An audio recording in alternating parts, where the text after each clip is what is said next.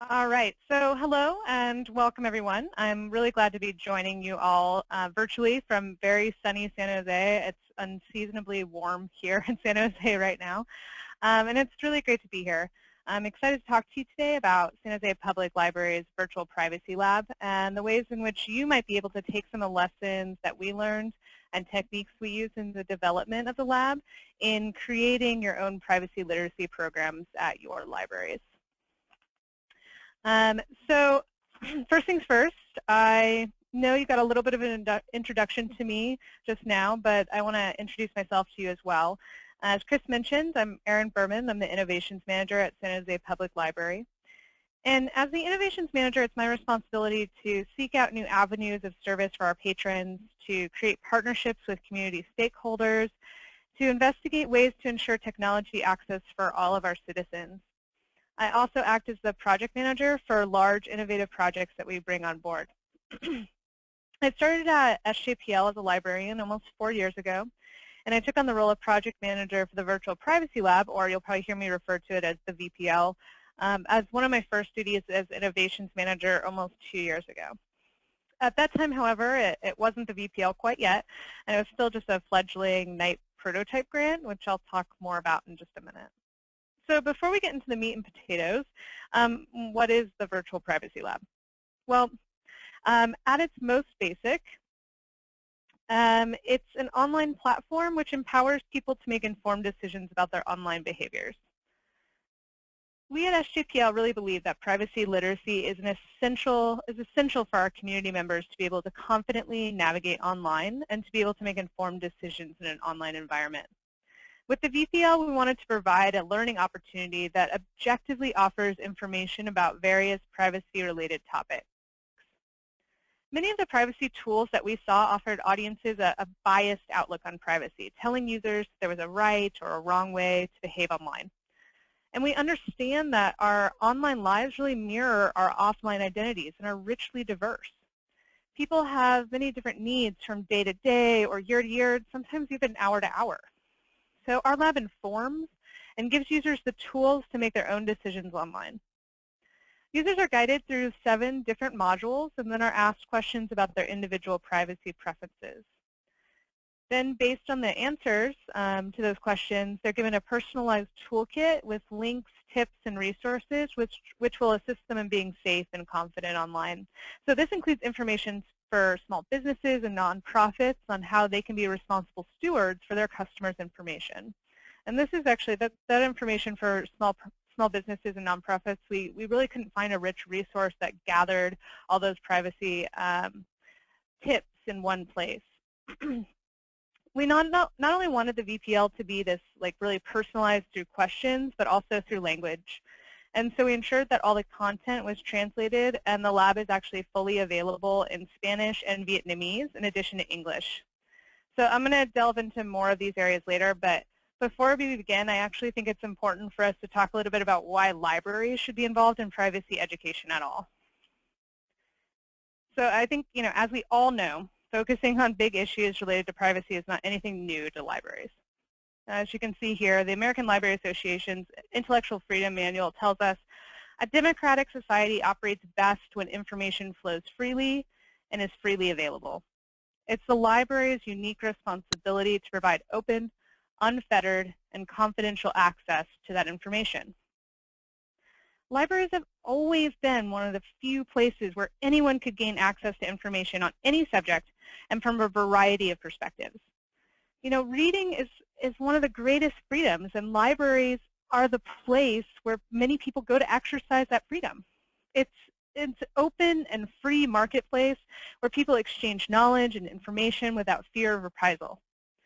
ALA tells us that privacy is essential to the exercise of free speech, free thought, and free association.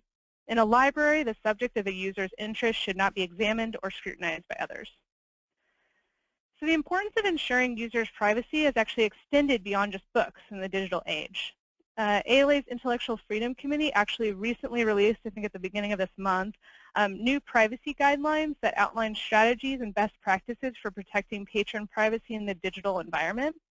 These include guidelines for public access computers and networks, for library websites, OPACs and discovery services, for library management systems, and for data exchange between network devices and services.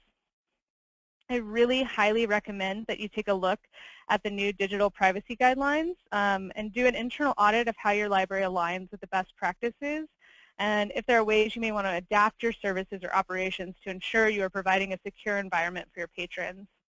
I'm actually just started working with a subcommittee that we're working to establish working plans, checklists, and guides, which will ensure and enable all libraries of all sizes to implement these guidelines. So, stay tuned in the coming months. There'll be more information coming out. Libraries more than almost anywhere else are striving to ensure transparent privacy policies and practices, and are minimizing the amount of data they collect about users, even though the option to do so exists. So in our case, we had to carefully consider what providing open, unfettered, and confidential access to information really meant within the context of empowering people to make informed decisions about online privacy.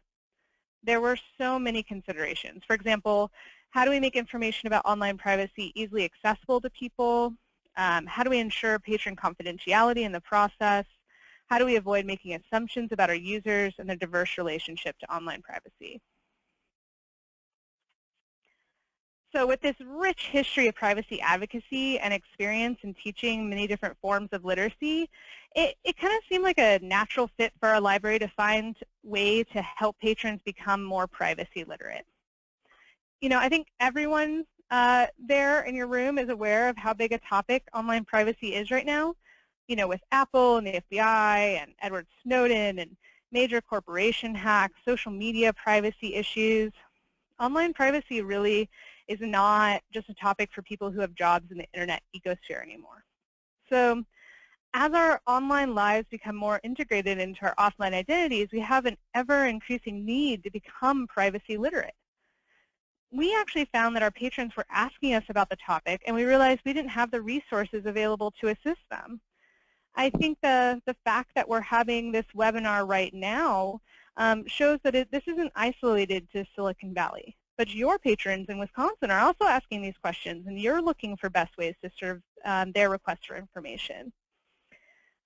We wanted to find a way to provide a fun and educational resource to our patrons.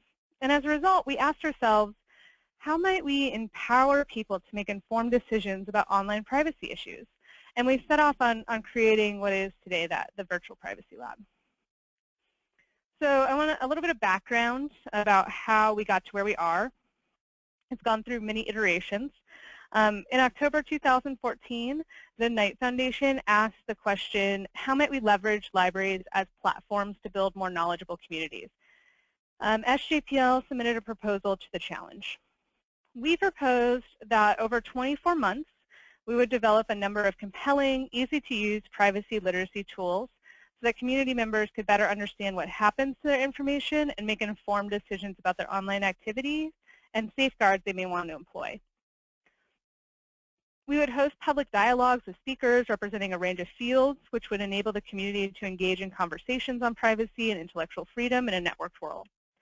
These new tools and resources would then be shared broadly, and a DIY privacy literacy toolkit would be built, which would include privacy assessments and information about tools to safeguard privacy.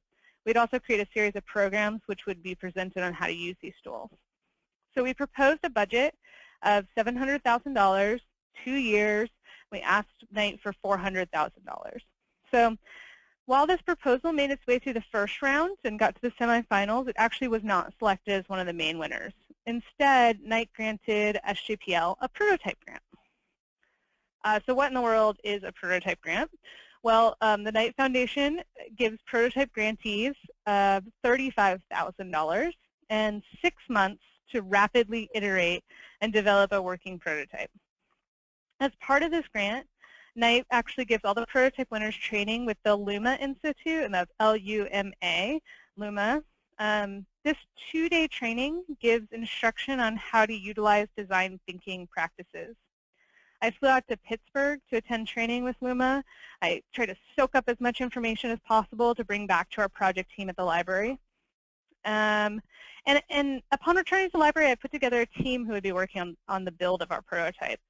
But we really didn't know a whole lot more than we were going to build a privacy literacy tool of some kind. Our original project scope was far too large to be undertaken in this short prototype cycle. Remember, we went from asking for $700,000 in 2 years to getting $35,000 in 6 months. So we knew we were going to have to heavily modify our original intentions. We looked again at the original proposal, and we thought there was one piece that seemed the most impactful, this DIY privacy literacy toolkit. Having some kind of tool for learning and doing an individual privacy assessment was our initial impetus for getting started on the prototype. So we had our team assembled, and we began the research phase of the project. So, you know, we're all librarians, and so as you can imagine, we love doing research and finding things. We spent several weeks diving deep into the world of privacy and privacy education. We actually looked for and evaluated what the current offerings were. We created this set matrix so we could do an evaluation of everything that was out there.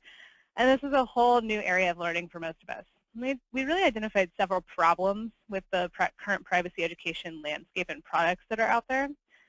The first thing is that it's really scary. So lots of sites out there are doom and gloom. The more you start looking into privacy and reading the news, the more you want to grab your tinfoil hat and throw your phone in the river and never touch a computer again. And yet we live in this digital world. And the majority of us want to have the convenience of online banking, and we enjoy socializing through Facebook or Reddit. Sites and apps that were out there were telling people that if they didn't install their software or follow these directives, that all their information would be stolen, their lives would be ruined. And while there were some amazing websites and groups putting out great content in digestible formats, it was really the exception and not the rule. Next, it was if you type privacy into Google, you're going to get about 5 billion results. Now, if you want to narrow that down a little bit, you can type online privacy in. You'll get about 2 billion results. Now, out of these billions of results, who do you trust? Like, this is an area where you want to know you can trust the source that's telling you how to protect your information. And then where do you start? You know, when most of us are presented with that much information, we just give up and we do nothing. We just freeze. The sites out there are also pretty lackluster. There's no interactivity. There's no personalization. There's just these walls of text, no direction or context. Additionally, the sites were very one-size-fits-all. So they assumed everyone had the same needs online. And with that assumption of everyone having the same needs, we found no real personalization and an assumption that there's only one way to approach online privacy. So even though it's scary and it's overwhelming and it can be boring, people are really hungry for information. On the slide here, you can actually see the results of a recent Pew study, which asked people about online privacy. The study shows us that most people don't feel like they have any control over their information, but yet they think it's important to know who has access to it. It was our assumption, and I want to, assumption being the key word here, that if people were given a fun platform to learn about privacy and tailored resources specifically designed for them from an institution which inspires trust, the library, then they'd be more likely to take action and feel safe and confident online. So it was with this in mind we began diving into what kind of platform we would use to help people become more privacy literate. So after we'd done with this initial research, looking into privacy education products, surveying the privacy landscape, reading studies, articles, we all sat and did a meeting. We made tinfoil hats, and then we set out to make our prototype. So with this team gathered, I actually set up a half-day design thinking workshop using the techniques that I learned at the Luma Institute. I'm not sure how many of you are familiar with design thinking techniques, but some of you may have done some different exercises from IDEO before at conferences or trainings. It's really caught on in the library world and nonprofit world especially. I really find the Luma Institute's tools to be extremely helpful, especially in the early stages of brainstorming and project development. They do sell a guidebook on their website, which I really highly recommend. I think it's very worth looking at. If you want, just send me a note later, and I could provide you the website or more information if you're curious in looking into that. So we looked at all the research we gathered, and we began talking about who our stakeholders for the prototype would be. This is a really great first step before building any project. Who is your audience? Who is going to be affected by your project? And not just externally, but internally as well. Who's going to need to work on it? Who's going to be impacted by it? And as we worked through the day, looking at those stakeholders, we came up with our big picture question that how might we empower people to make informed decisions about online privacy issues? Before you begin your project, you should also consider doing a big picture question, or we call it a how might we question. So consider making it really broad in scope. For example, if you define a problem as how might I buy a new car, then there's only one solution: buying a new car. While it raises other questions such as make, model, financing, it really closes all the other creative solutions such as a scooter or a bicycle or ride sharing. But if the problem is defined as how might I get from school to home to work, then the set of solutions really becomes wider. Next, we developed community interview questions. And we knew before beginning to build anything that we would need to actually go talk with our stakeholders and make sure that our assumptions actually met their needs. Remember earlier I mentioned that we had this set of assumptions that we were working off of, and I've used that word a bunch, assumptions. Well, assumptions will really only get you so far. You have to go out and speak with your community in order to find out what they want and need. So then we did this exercise where each team member sits down with a pencil and a piece of paper, and they actually draw these thumbnail sketches of what we all thought the solution to our big picture question would look like. When people drew their solution to the question, there was this common theme: gaming. The whole team thought it was very important that we ensure that we created something that was fun and engaging. We didn't want our prototypes to be boring, but rather something that people were excited to interact with. By the end of the day, we knew we wanted to build a game of some kind that taught users about privacy, but also gave them personalized toolkits that would assist them in making informed decisions about their online privacy. We weren't really sure how we were going to do this, though, and so how are we going to take this like really big, huge topic and make it into something digestible? Well, that first step was going out and talking with our community. So we did. We went out. We talked to everyone from teens to seniors and everyone in between, and we asked them all a series of questions starting with, tell me a story about your daily online routine. We asked people, like, the second you wake up in the morning, what's the first piece of technology you touch? Is it your cell phone? Is it your computer? Do you get to work and touch a computer? Do you not get online all day? How do you interact on it? What sites do you go to? You know, people told us their technology story from the moment they woke up in bed to the moment they went to sleep at night.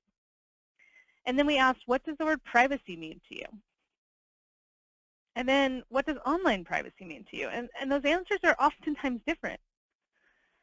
We asked how often they thought about who has access to their information online, and if they'd ever been surprised by something they thought was private online but later discovered wasn't. We asked why they thought online privacy might be important, and if they had multiple identities online, how they differed and how they managed them. We asked if they behaved differently on their phone than on a computer. And lastly, we asked what they wanted to learn about in the realm of online privacy. We learned a great deal. We found out that what our community was saying, it actually mostly met our assumptions. We found that privacy is a fluid definition. It's not the same for everyone, and everyone uses the internet differently, but there are similarities as well.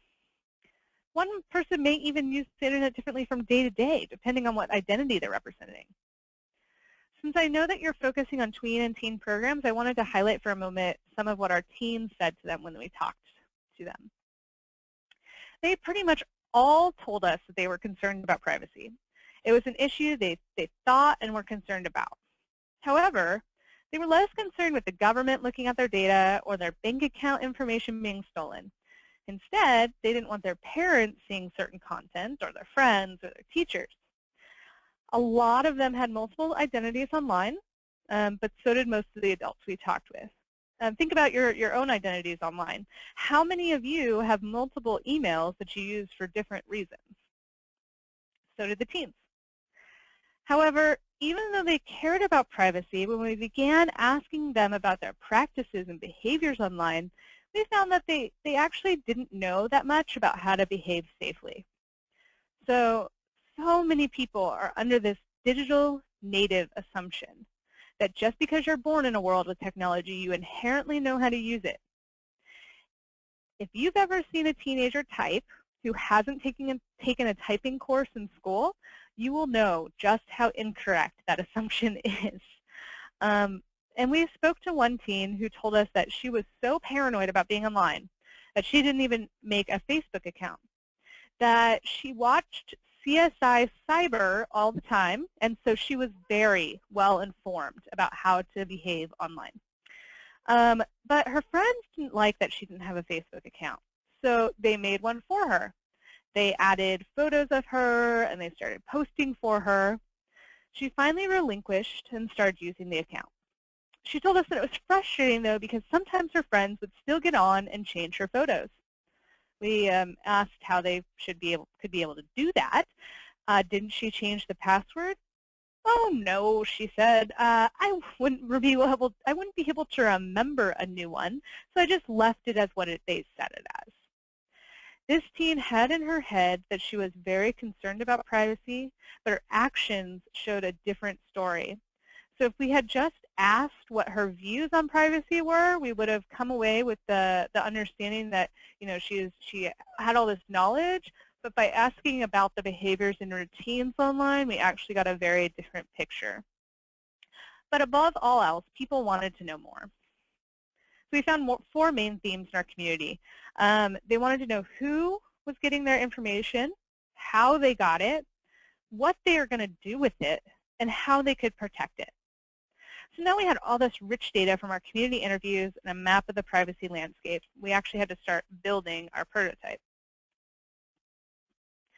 So originally we thought that we were going to build an app and that the majority of the funds from Knight Foundation would go towards hiring a developer.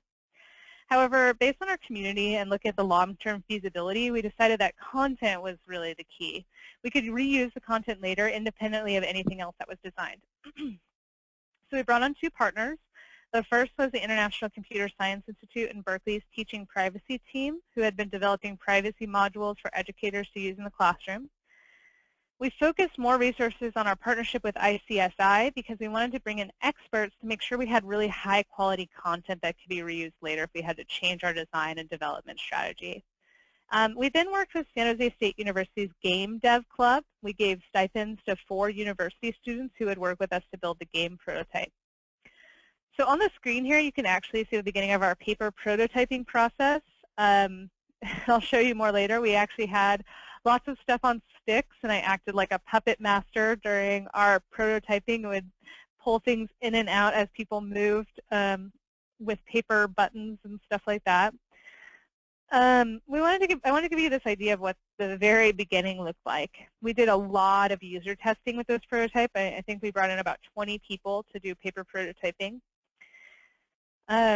And we had this initial idea that we would capture all this demographic information that would help with customizing how the players would get the game. And some of it was also meant to help us capture statistical data. But as we cycled through iterations, the amount of information we collected changed, and especially as we thought more about people's privacy and what data we should be collecting. We also made a lot of assumptions about our UI controls in the beginning, such as mixing keyboard and mouse controls. So this is actually, you can see that we blew up the space bar and arrow keys, and that's what people would use to move around in this paper prototype world. The click action was simulated by using the player's finger, which actually made people think it was more like a touch screen instead of a clicking. And so it got a little confusing for people. Some lessons that we learned. Here we had like a brief introduction on how to play the game. We actually struggled with how to make something that would appeal to teens who are, you know, oftentimes game experts and seniors who had never touched a game platform. And I don't think we ever quite got this right in our prototype. The teens wanted more adventure and they wanted bosses to battle, while our older patrons were a bit confused. However, we did have this like sweet spot of 30s and 40-year-olds, adult patrons who got the hang of the game pretty quickly and had quite a bit of fun. So a player would move through here and would hit these question boxes. They would get some information and then be asked comprehension questions to make sure they had read through and understood the information they had been given. Later, they would be asked specific questions about their own needs online, which would assist in developing their privacy path, is what we were calling it at the time, or tailored links and resources just for them. So I'm actually going to show you a short clip of the prototype that we developed for Night. This is what we would call a vertical slice of the game. So we basically created one level of the 7 that we would have made in a fully developed game. So ideally, if we had more time and money to flesh out the game, we would ask a few questions before the start to gauge the user's gaming experience. And that way we could kind of customize it to make it more involved and challenging for those who are comfortable with that, and keep it simple for those who weren't. And we would have also fixed some lingering technical challenges, such as making it more playable on mobile. So bringing it in here real quick, you can see this little guy would run through, collect these discs. Information would show up on the left-hand side of the screen, giving information here, for example, about social media. As he would run through some more, they'd be asked a comprehension question, have to answer that, and we continue running through and collecting these gold discs here. Further along in the game, they would be asked these questions, privacy path questions. What kind of user are you? I generally avoid posting on social media, and they would have to agree or somewhat agree or disagree. And those questions would help to build the privacy path at the end of the game. So coming over here, you would go through the gate.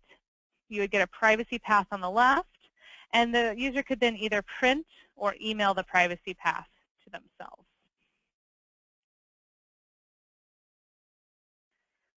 All right, just give me 1 second here.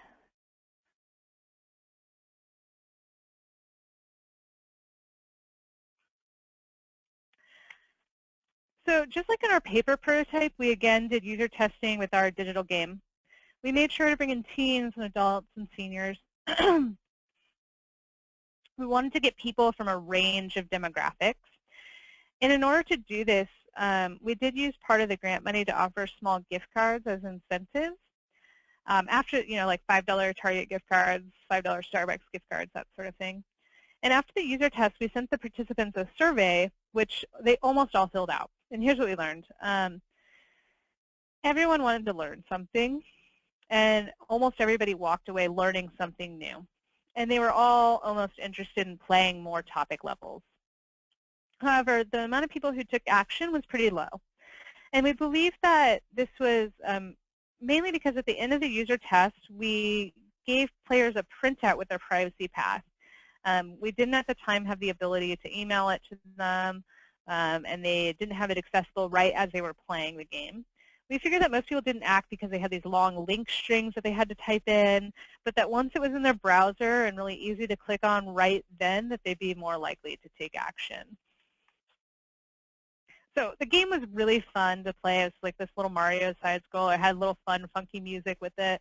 But we didn't have the resources in-house to create something that epic. And the initial scope told us it would take about a year to build and cost about $150,000 if we wanted to contract out the coding.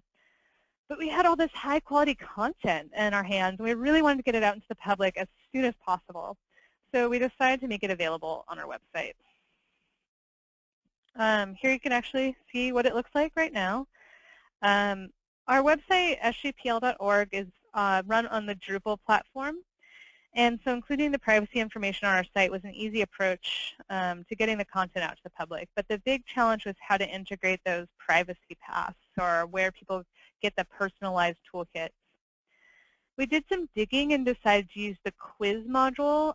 This quiz module allowed us to ask people about their privacy needs and generate their privacy path based on the responses to the questions. And then we integrated the site into the Learn section of our website and featured it on our homepage and social media accounts.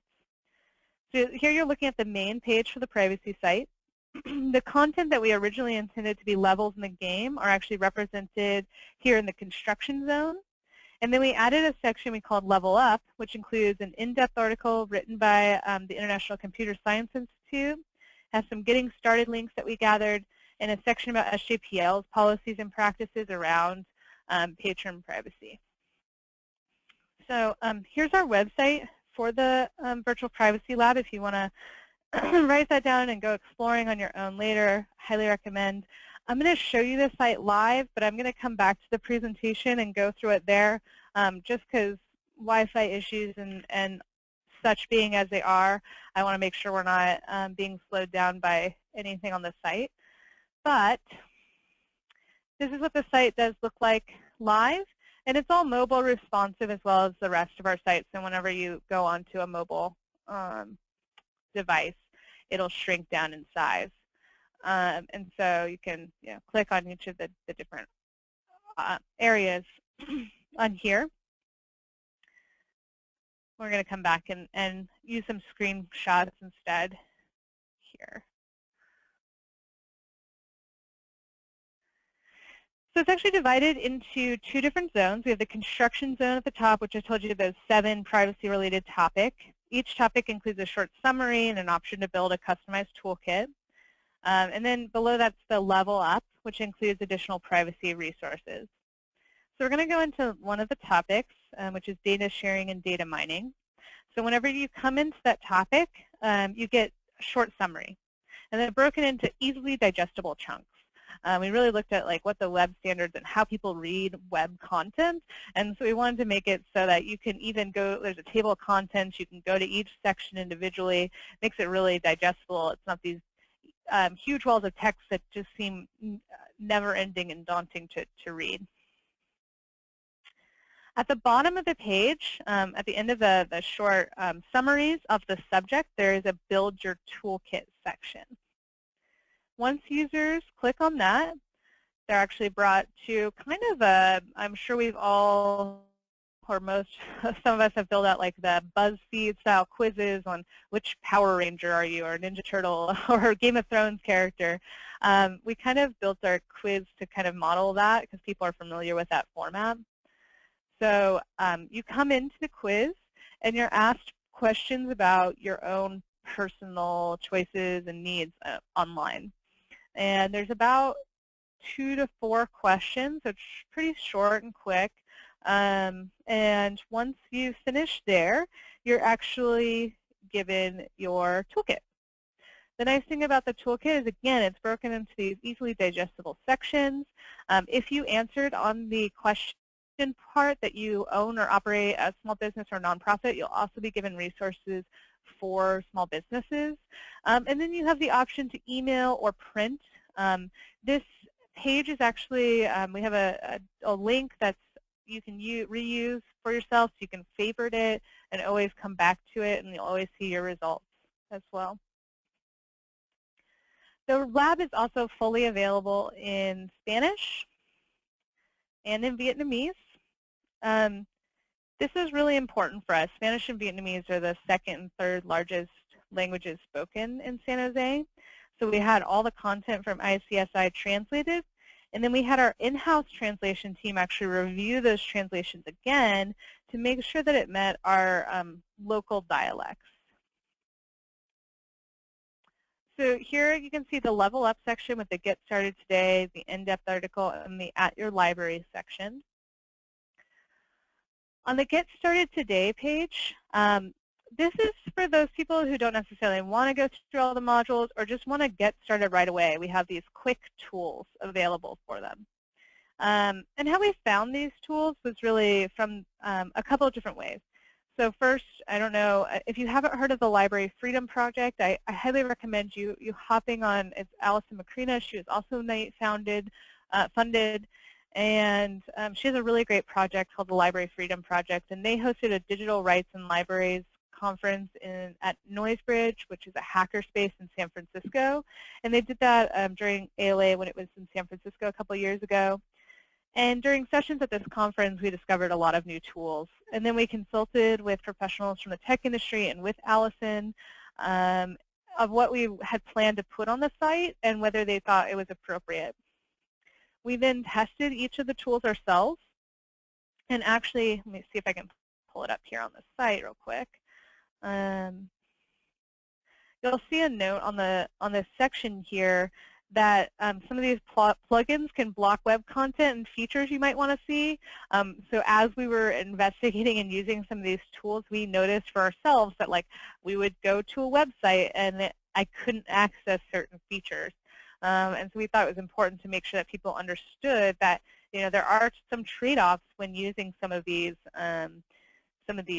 privacy blocks and tools. So you can see here's we have online search tools, messaging, mobile, browser tools, and general security tools as well.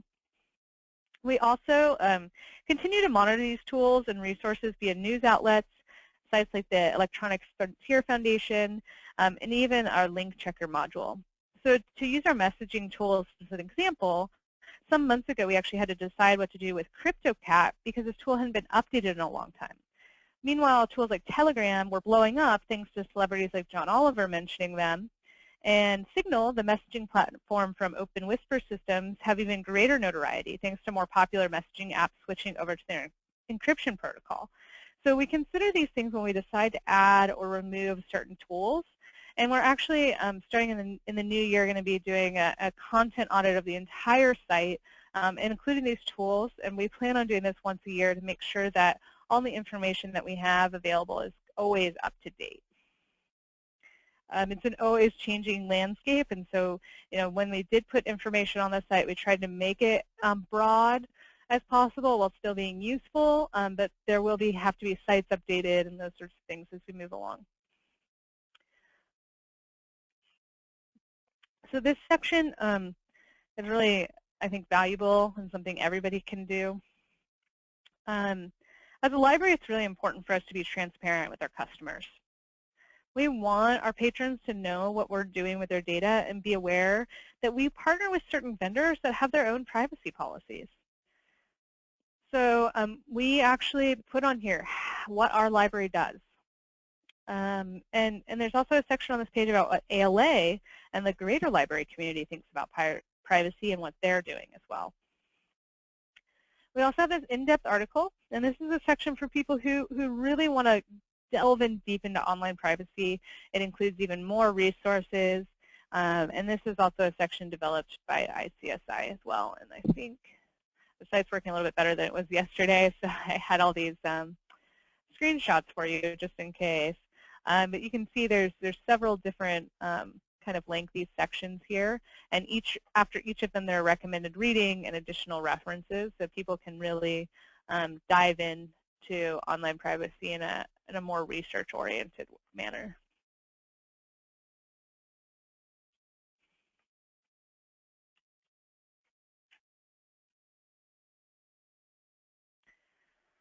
So, what can your library do? Well, the first thing that I think any library can do, big or small, is to, like I said, be transparent with your patrons. So take a look at what we did on the At Your Library section of our lab. And if your library has a website, which it probably does, you might be able to add a small section to it which talks about what your privacy policies are.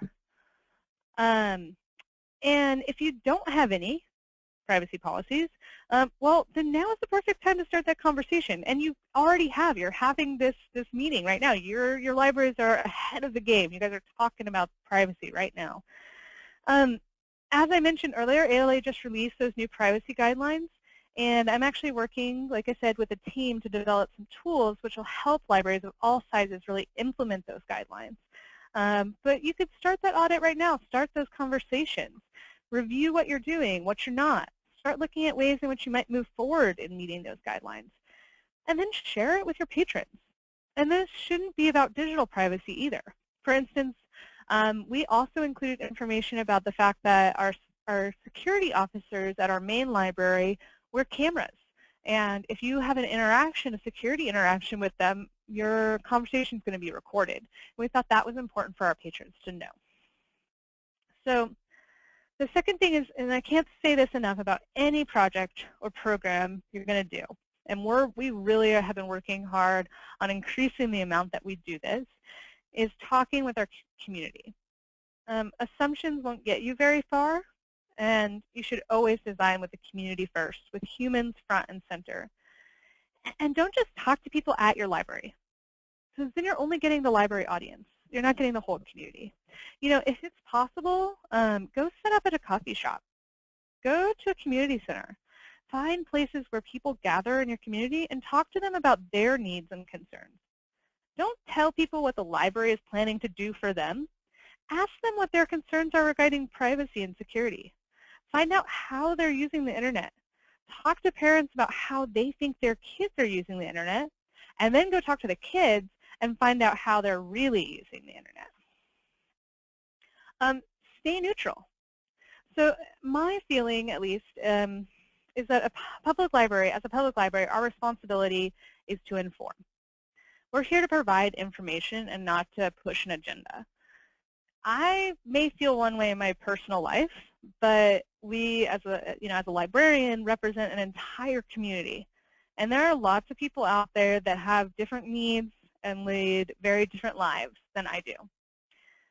The best that I can do as a librarian is to provide all of the top quality information that I can. I can answer questions openly and honestly, and then let people make their own choices.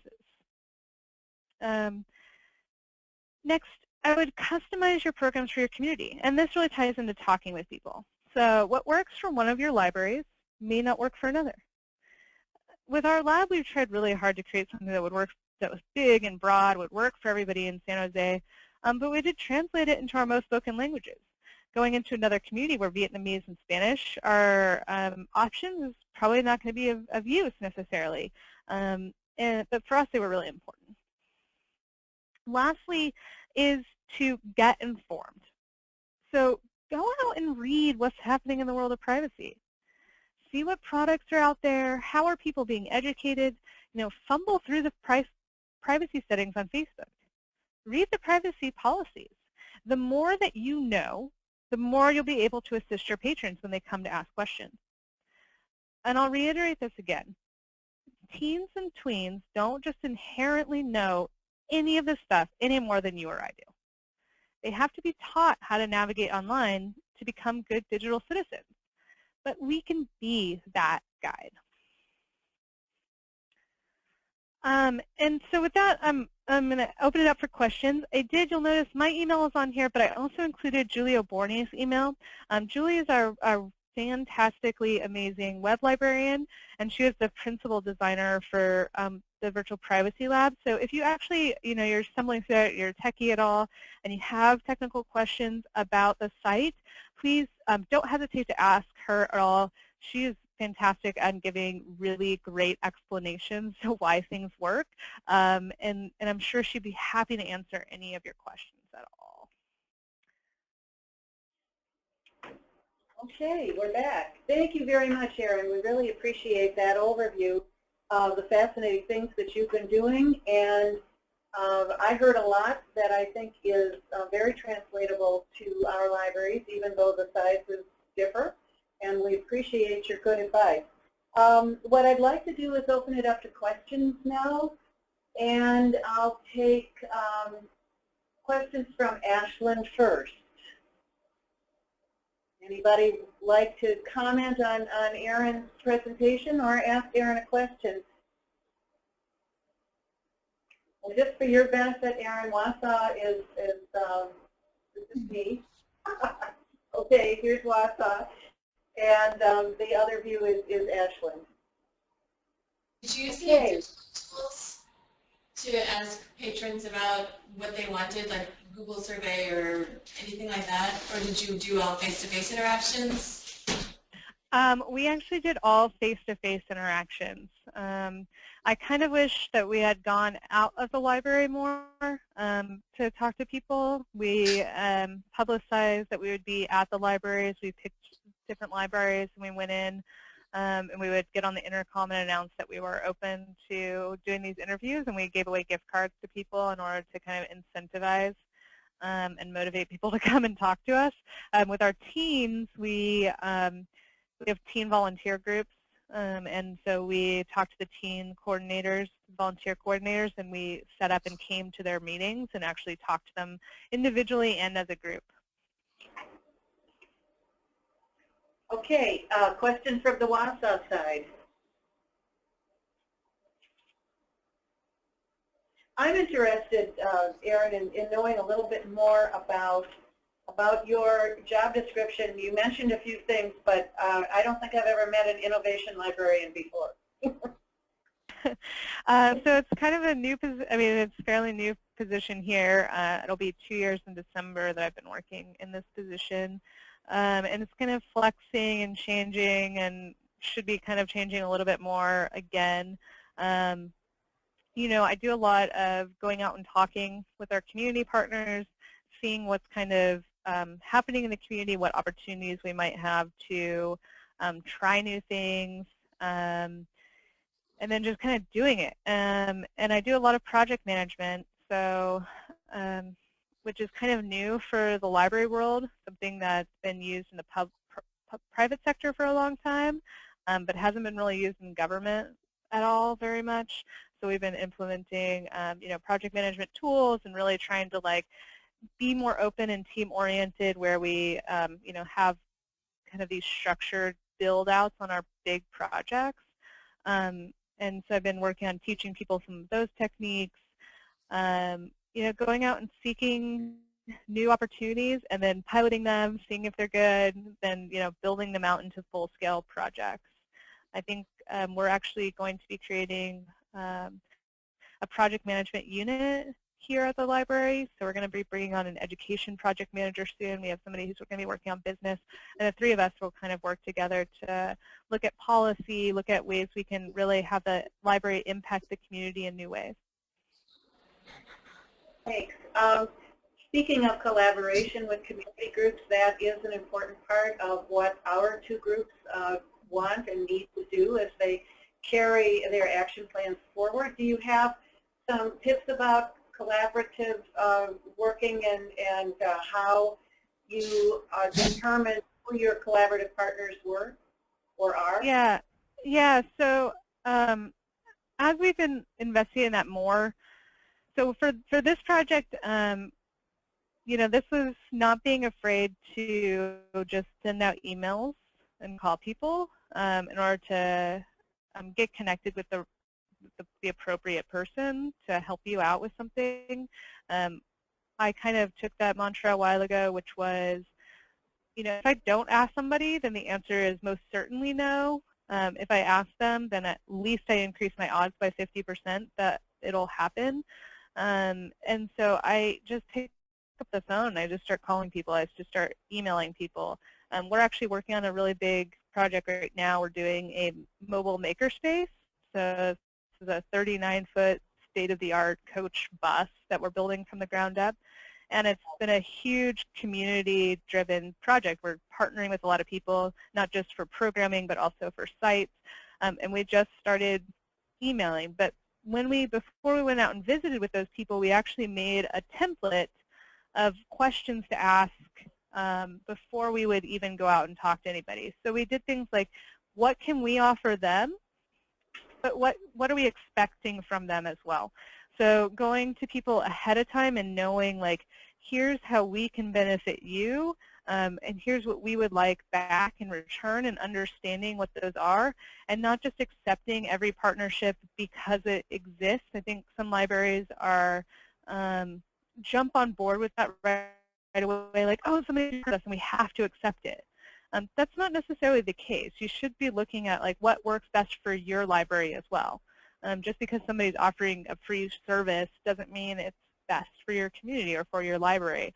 So if you, in advance of talking to those people, really sit down and look at, like, what the partner can do for you and what you should be able to offer to them, then those conversations tend to flow a little bit better whenever you go and talk to somebody in person. That's great. Thanks a lot for that good advice. Ashland, would you like to jump in now? Go ahead, Nan. Yeah. Erin, do you have a way to measure the outcome and the effectiveness of the tool, the online toolkit, and the use of the lab? Are you getting feedback from folks about that? Yeah, so you're specifically about teens. Yeah, so right now we are, over the past year, we've been using Google Analytics to gather data, but we did shut down some of the features on that in order to make sure that we maintained a high level of privacy on the site. So we don't collect demographic data, for instance, but we do know how many people have clicked on things, where the web traffic is coming from geographically, how many times there's outbound traffic, so how many times people are on a site and then click on one of the links. We don't know which one they clicked on or where they went because we want to maintain that level of privacy, but we do know that they, what the percentage is of when they click on things. We know how long they stay on the site. So for instance, we know that there's been about 6,000 visits to the site, and there's been about half that on toolkits made. This next year, we're really looking at doing more, like I said earlier, on doing like a content audit, but also doing usability testing. We have a new usability committee here at the library that our web team has established, and they just got up and running. And so we're hoping to leverage them and go out and actually do in-person usability testing and surveying and actually talking with the community more so we can strengthen the site. Because we know there are flaws and there's always going to be things that need to be changed. And we didn't have the time initially to do those steps. So we're hoping in the next year that we'll be able to move forward with some of that data. Okay, thanks. Anybody from Wausau like to jump in? Questions, curiosity? Okay. One more chance at Ashland. All right. It means you've been thorough, Erin. Well, thank you very much for having me. I really appreciate it. Don't hesitate to email if any of you have any questions as you're getting ready to jump into your projects at your libraries or anything like that. I'm happy to answer any questions you might have. It's nice to know we have a consultant in California. Yeah, of course. Did somebody at Northern Waters? I saw somebody's hand raised. I wasn't sure. Did anybody? Yeah, Nan has a follow-up. One more question. Yeah, I was trying to follow up, Erin.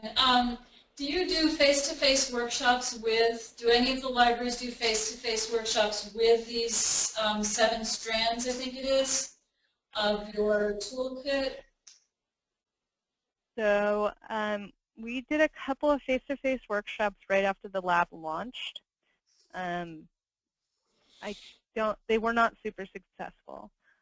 They were pretty low attendance, which I think is pretty typical of our adult programs in general, depending on what our adult programs are. But in this topic, so I actually presented with Mozilla and the EFF recently, and in talking with them, Mozilla creates Firefox is a pretty big name, and we were talking about their privacy workshops that they do, and they said they struggle with getting people to come and attend their privacy workshops. It's not a sexy topic, and so it can be hard to get people to come come learn about your privacy online. Like it's a challenge, and so I don't know that we figured that out yet on like how to do it. I think with the teens, we just opened up a new teen space here. We've kind of talked about doing it during our teen volunteer group meetings, of doing some kind of workshops with them because we know we have an engaged audience already that's going to show up. But yeah, it's tricky. Mozilla was telling us that the place they get good attendance is in India. And then they'll have 30 or 40 people show up to their workshops, but in the United States they have 2 or 3. Interesting. I've got one question here in Wausau.